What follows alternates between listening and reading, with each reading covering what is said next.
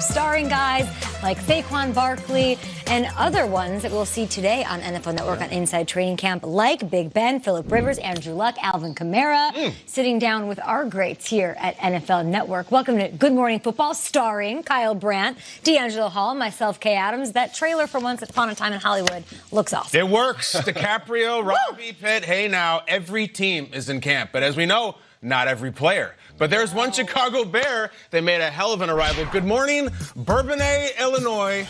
Here is Tariq Cohen. Adams, what do you think of this? I mean, he's not going to go around the second time, right? Oh, no. We're going to do some laps. That would be really aggressive. This is Really? a Varsity Pro-Am. It is. And here he is. It's kind of funny because this is how Tariq Cohen runs, too. It's fast, runs in circles. Last year, Cody Parkey showed up, ran into a light post. Terrible story.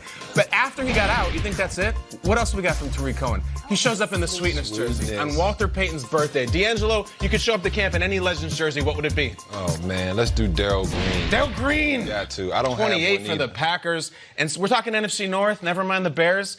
A certain NFC North quarterback not only watches our show, but apparently is trying to produce it. Check this out. It's June or July. They got to write a story about something for MJD to comment on. For the, you know, put me in there. Yeah. For Good Morning Football to talk about. Yeah. Oh, we love you, Aaron.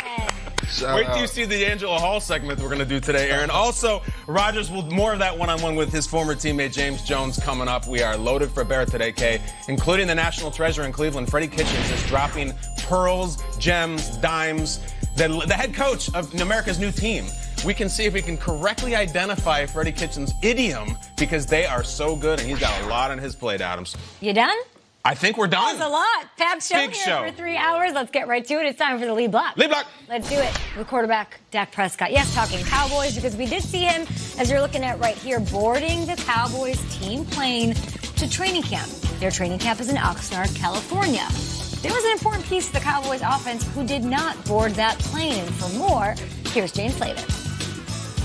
Good morning, Kay. Here at Dallas Cowboys training camp, it always seems like there's never a dull day, and Thursday certainly wasn't one of those either. I had reported earlier in the week that my team sources were optimistic that Ezekiel Elliott would be on the plane and at training camp, but he was not. And as players arrived, players like center Travis Frederick and linebacker Jalen Smith, when we asked them about Ezekiel Elliott and whether they thought that he would be arriving today, they seemed equally clueless. What I will say, as Travis Frederick said, that he respects it's a business decision and understands that players have to go through these sort of things. They both reminded us as well that he does have until this morning to report to camp without getting fined and before we call this an official holdout. They'll have physicals early this morning, and then at noon, Jerry Jones will have his introductory press conference, and then at 2 o'clock, there'll be an official team meeting. Okay?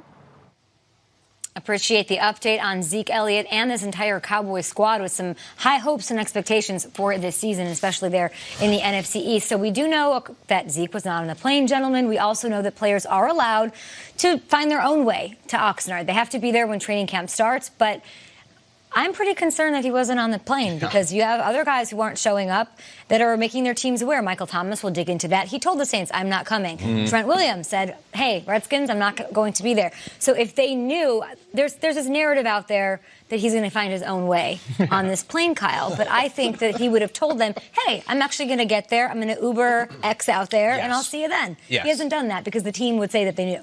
Yeah, and it's getting real dicey, this idea that he could still show up. If anybody's watching doesn't understand, Oxnard is kind of out in the sticks. Let's just put it this way. If he's going to make some dramatic last-minute entry, there aren't a lot of direct flights to Oxnard, California. It's also a crawl from L.A. It could take 2 or 3 hours. Like this thing, he's not going to show up on a zip line at the last second. I feel like I know we're not officially there, but I kind of feel like we're there. Yeah, I think we're definitely there. And the telling part is we didn't even see this coming. No, I didn't see this coming. I thought they were at least having some conversation. It felt like he was going to be there, and then all of a sudden, bam. Whew, those surprise holdouts are the best ones because I did not see this one coming. Me neither. If this is a holdout situation that we're looking at, and it's not official yet, he can still show up. He can come by himself and get there.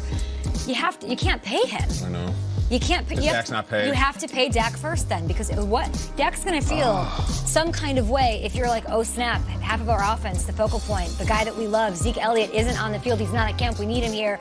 The sky is falling. You can't break him off right now when you have to pay Dak. And if I'm Dak, I'm like, hey, you got 2 years left on your deal. I need a deal now. I want to get paid right now. So we tried to be optimistic about this deal with Nate Burleson saying, oh, it's going to be great.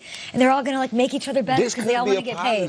This could be a positive because if you know for a fact that Ezekiel Elliott wants to get paid right now, you can somehow work. He can come in at a little bit lower price tag than he probably would if he waited another year. Same thing with Dak. You let Dak know right up front. I got my GM hat on now. You let Dak know, hey, look, we're trying to make this team better. It's not just about you. And Dak has always shown that ability to be one of those type of guys to worry about the team. I know this is his big payday, though, being that he wasn't a high draft pick. He's making $650,000, and so it's kind of like he needs to be paid.